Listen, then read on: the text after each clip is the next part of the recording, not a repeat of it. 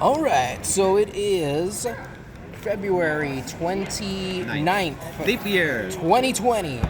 We are here at the box tournament, and we have the 11th place Psyframe deck, piloted by Ian Meltzer. Ian. Let's go, Ian. Hey, okay, so played Psyframes. Kind of disappointed that I bubbled like that because top 10 got extra prizing, but you know what? I'm happy with how it performed, so we're gonna just get right in. So pure Psyframes, you have the standard 3 Gamma. Cannot play without this card. It's literally the only reason why the deck is good. That's one. So 3 Alpha. Basically, what it does is that it summons itself and a driver. When your opponent summons a monster, it searches any Psyframe card except for itself. Sure. 3 Beta, probably most likely what you're going to be always searching off of Alpha. It's Battle Fader. Destroys the attacking monster, ends the battle phase. Little ruling note, if it doesn't destroy the attacking monster, the battle phase is not ended and they can redeclare. And then 3 Delta, which is negate spells, basically. Right. And then the 3, what people call bricks. Not actually a brick in this deck, and I'll show you why later. Oof. Okay, so then for the Psyframes, 1 Epsilon and 1 multi-threader. So Epsilon, it negates traps and destroys them. Yep. The problem is, unfortunately, traps are slow, and not a lot of people will be playing traps unless they're counter traps. So this is good in for one-ofs, but if you need more, they're in the use item, and you only run one-of. This card is really good. People don't tend to run this for some reason. I really like it though. Basically, it acts like a driver in hand or graveyard. It's a Banelinks in hand, so if a Psyframe card would be destroyed, even a large number of Psyframe cards would be destroyed, you can just discard it and they're not. And then basically, if you summon a Psyframe monster, you can special summon it from the graveyard, but its banishment leaves the field. It's honestly really good, and people don't tend to play it, but I really like it, so I do. All right, getting into the spells. Oh, actually, no, sorry, more monsters. My bad. 3 Ash Blossom. So you need to have some kind of hand trap that you can activate if you don't have Circuit on field and you have monsters on field. This can change based upon the meta. Ghost Ogres, you can put in Ghost Ogres, DD Crows, Joels, whatever it is. This is spiral format. However, there's been a lot of Shaddolls, so I put these in because I thought I was going to be facing a lot more Shaddolls than I did. Is that an ultra, a super, and an alternate art? Yes, it is. I am the king of mismatched rarities, and I will always have stuff like that going on. And not only that, but this one is in German. Nice. Neat. Yeah, so those, once again, that changes based upon the format. Cyber's Gadget. So this is basically a 1-card Lambda. Okay. And I'll go into the combo later, but basically this is the main way that you're going to get Lambda out, and then you can also do some funky stuff later on. Say you have Psyframes in graveyard, you can normal summon this, special summon one of your Psyframe gears, and then go into your Lambda plays, but then also just additional things that you can do with it, essentially. Okay. And then lastly, 2 Lava Golem. So this is still technically spiral format, unfortunately. Even if there's a ton of Shaddolls, it's still spiral format, and I hate it. So I actually experimented a lot before I ended up on Lava Golem. I originally was using Pankratops, which was good for a little bit, but then it got limited, unfortunately. Then I went with Sphere Mode, and then it's once again, Sphere Mode comes back to your field, and you don't want that to happen. So I ended up on Lava Golem, because with Lava Golem, you can still tribute the, what's it called? You can still tribute the Appaloosa and the Sleeper, and most of their stuff is null and void. So that's good there. And then also, say you're facing Salamangreat, which is very, very common right now, you just tribute over their Link monsters, and then they can't activate their Rage or their Roar. So that's and why. A burn at the right time can be game. Exactly. I've never actually been able to resolve that, but yeah, burn at the right time is game. Okay, on to the spells. So your must-have 3 spells are Psyframe Circuit and Psychic Field Zone. So this is obvious. This is what allows you to get your Psyframes off the field after you activate them, because you can then Synchro on your opponent's turn. And then this has also a battle effect that people don't really think about, which is basically the reason why Driver is not a brick is because using Circuit, you can turn it into an Honest Neos. You can literally just, if a Psyframe monster is attacking another monster, activate Effective Circuit and Damage Step, discard Driver, and it gains 2,500 attack. So it's really good. You can do that with any Psyframe as well, but Driver's just the best one. And then Field Zone, if your stuff gets banished and you have no way of getting it back, this is your out, because then this just returns them to the graveyard and you get to Synchro a Psychic monster in defense position. I cannot tell you the amount of times that I have used this card for game, because I have a card in my extra deck, and I'll show you in a second, that basically will gain me life points, and we've been at 8,000, main phase, time is called, I have Alpha and Driver in the banish zone, activate field zone, summon that card out, activate its effect, gain 1,200 life points, we win. So, best card in the deck. You don't ever really want to cut it to 2 in the main deck unless you're siding, so just keep it in at 3, always good. For other spells, we have 2 Foolish Burial Goods. This is really good because you can then send one of your traps, Overload, to the graveyard with it, and you get a search off of that. So it's one little way to essentially extend your plays. And then 2 Demise of the Land. So I was running into an issue where it doesn't, like, first of all, Metaverse is at 1, and I really fucking hate terraforming. So I wanted a way to not only get Circuit out on my field, but also get the other spell that's good, field spell out on my field, if that necessary. kind of a player, I huh? am that kind of player, Gotcha. but I did not want them to know what I was playing. Gross. I did not want them to know what I was playing usually, so I'll set 2 pass, and then they'll special summon something, activate Demise of the Land, and then get Mystic Mine. Or say they special summon something, I'll then activate. I'll activate Alpha, and then after they have no response to Alpha, activate Demise of the Land, because then I can get Circuit out. Alpha hits the field, I get my search, and then activate Circuit to get the to get the what's it called? To get the Synchro essentially. So that's really good. I really like that. Been thinking about bumping Demise of the Land up to 3, but at times it's just been kind of bricky, so that's why I haven't. Sure. Okay, now the weeds, or the pots, basically. Pot of Avarice and Pot of Acquisitiveness. Now, okay, so now that this is off the ban list, this is standard. This is, you always want to put this in. This cycles back your Psyframes, puts back your drivers, puts back your multi-thread, it doesn't matter. You always want to play this. This is a personal choice. I really don't like playing level 9 synchros. And that's because the only level 9 psychic synchros that you can use off a field zone is absolutely terrible. So I wanted a different way to get my, to get my Omega back that didn't involve running a level 9 synchro. And then not only that, that gives me more extra deck space for other things. So I put this in, and honestly, I'm so glad I did. Like, I used to run 2 multi-threader, I took 1 multi-threader out, and I put this in. And it's come in clutch, hella, like, huge amounts. Because, so I was playing a Dino player once, and I had 2 cards, sorry, I had 1 monster banished, and then he summoned an Ultimate Conductor Tyranno, so then I summoned Alpha, and then summoned Zeta in defense position. He decided he didn't want to use Ultimate Conductor's effect, so then he attacked, and I had this set. So he went to battle phase, and I said, enter to battle phase, activate Zeta, banish Ultimate Conductor, and then I flip Pot of Acquisitiveness, and then shuffle the Conductor back into the deck, because it just says any banished monster. Exactly. And then I get a free draw off of that, and not only that, I get my banished Psychic monsters back. So it's really good. Sometimes it bricks, but more times than it's not, it's very useful. So I'm going to keep it in at 1. You never want to play more. Once again, it bricks. So it's really bad seeing it in your first hand, just like Pot of Avarice. But it's your only way to get back Omega if you need it. And not only that, with Pot of Avarice, Mystic Mine, and Pot of Acquisitiveness, they're all recyclable, because if Omega goes into the graveyard, you can just shuffle it back with Omega. Yep. So it doesn't matter. They're all recyclable. That's why you play them at 1. Okay, into the traps. I only play 5. 3 Overload. So this card is probably one of the best cards in the deck. Basically, it's a better time Pendulum Graph. So you banish 1 Psyframe monster from your hand or field, and then target 1 card in the field. If it resolves, that card is banished face down. As you know, we can't really use face down banished cards.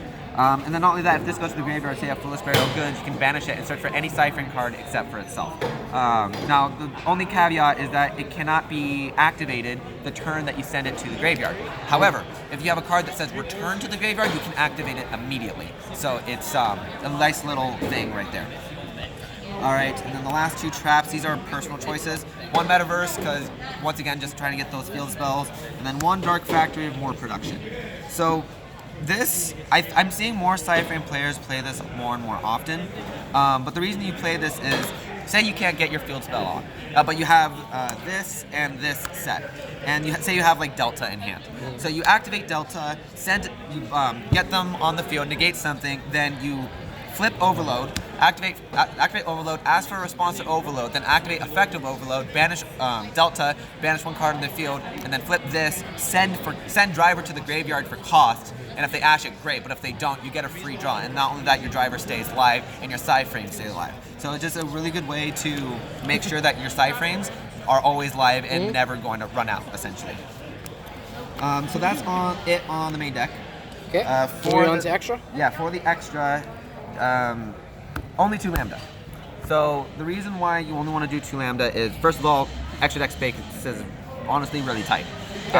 And then not only that, you can once again always recycle it. Omega can interact with face down banish cards, so don't be afraid to banish this off of Overload, or even to say they activate Dark Ruler no more, don't be afraid to banish it face down because you can always return it with Omega.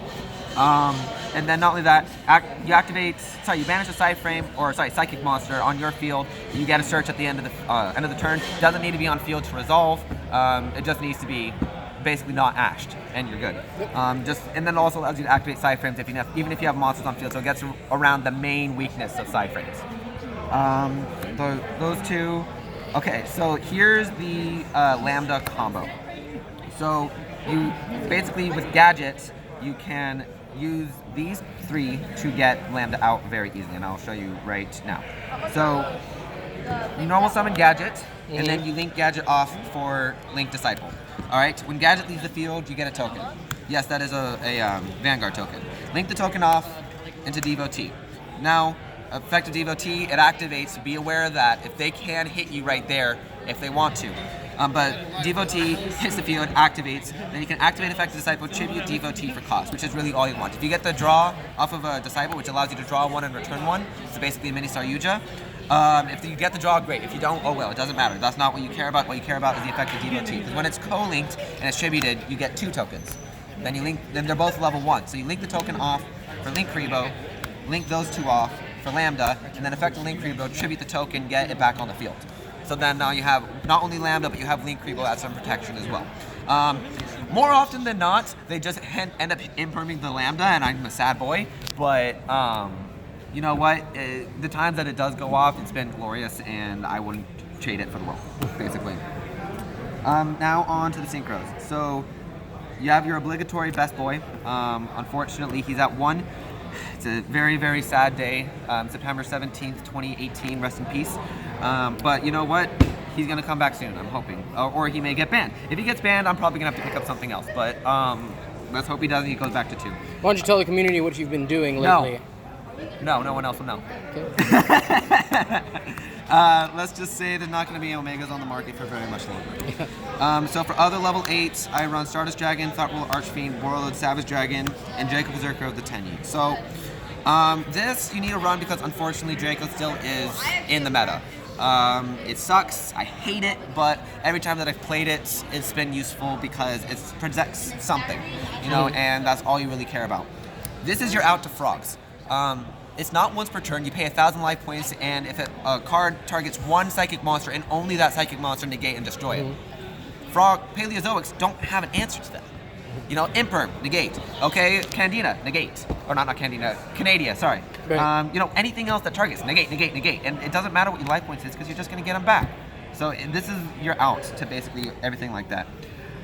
Okay, so then these 2. Obviously, this is just a standard negate. It's good for OTKing in the next turn if you can get it out. But this, I go through for Draco Berserker more than Warlord Savage. Because I personally like removing things from the field, removing things from play so that they can't use them anymore. So rather than just get a negate with no destruction, I would rather a removal, because say it's a danger, you just activate that, they banish it, and they have to discard a card. You know? So it's like, okay, cool, that's a nice danger you got there, discard 1, neg 1, go. You know? So I really like it like that. So for the level 7s, I played 2 Zeta. So Zeta is basically Omega for special summoned monsters in attack position. Not only that, if it's in the graveyard, you can target any Psyframe card, so you can do target Circuit, Overload, or any of your other Psyframes, add it back to your hand, put this back in the extra deck, so it recycles itself. Not once per turn. The banish effect is a soft one, so if you have 2 out, you can just activate them. If they're under, say if they're under lambda, then you get a search at the end phase. But basically, that's what that allows you to do.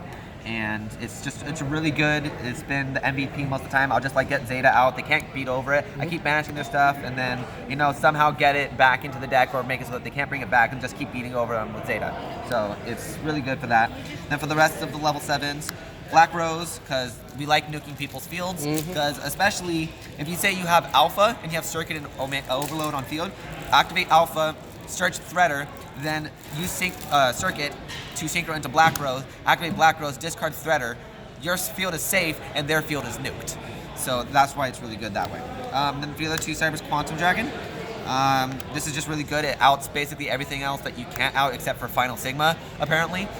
So kind of screwed on that, but this is really good for that, and then it can attack twice.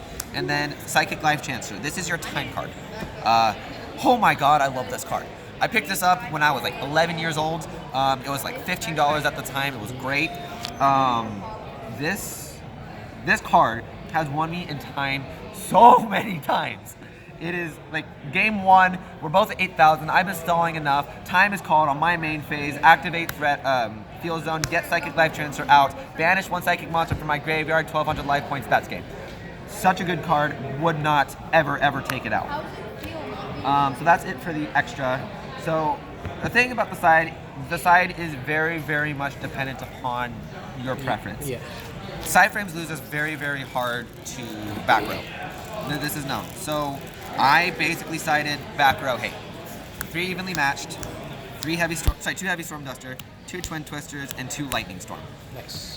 So yes, money cards right here. But basically, really depending upon the matchup, you're gonna almost always side in evenly matched because guaranteed they're gonna make you go second so that you can't get your field spell out. But say I'm going first, I'm gonna put these 2 in. If I'm going second, I'm gonna put these 5 in. And there are times, say I'm facing against Draco, I'm gonna put in these 3, these 2, and these 2. Because I want to go second, I want to activate Lightning Storm, I want to bait out that Judgment, and then I want to activate evenly matched on them. So that and then if they don't have Judgment, great, there goes your back row, and you can't do anything about it or pop anything There goes your behind. paycheck. Basically, too. That, too. Hey, it'll go down, though, with the special edition. Hopefully. Okay.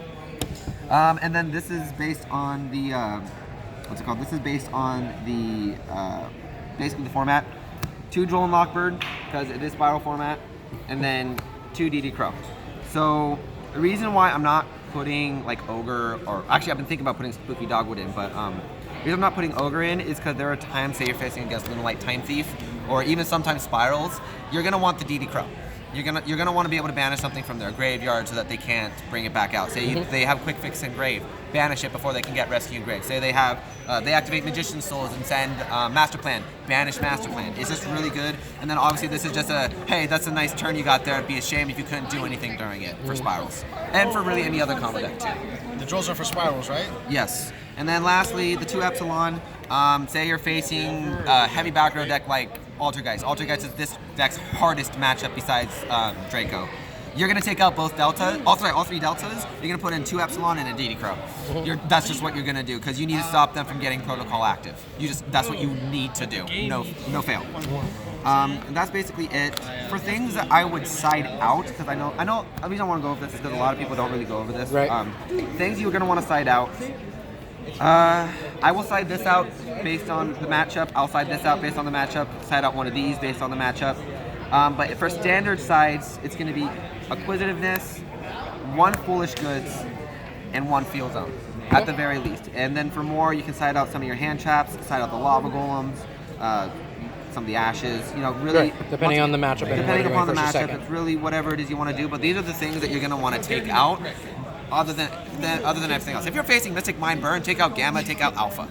Those are the 2 you're going to want. 3, yeah, those are the 6 cards you're going to want to take out. Gamma and Alpha. Everything else you're going to be using basically, like Beta, you're going to be using Overload to basically banish their Mystic Mind.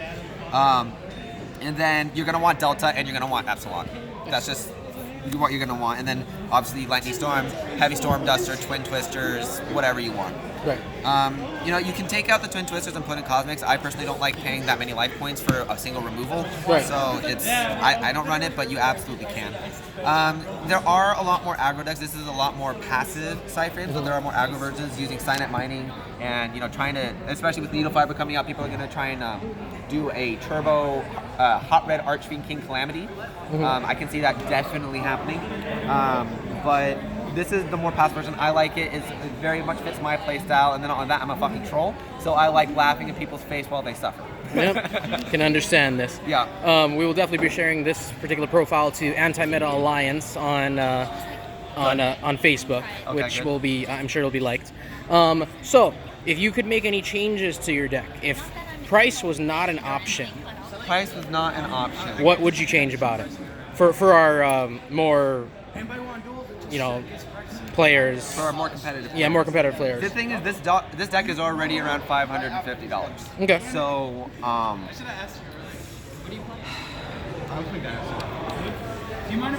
honestly not sure. Okay. You know, I'd probably bump Lightning Storm up to 3.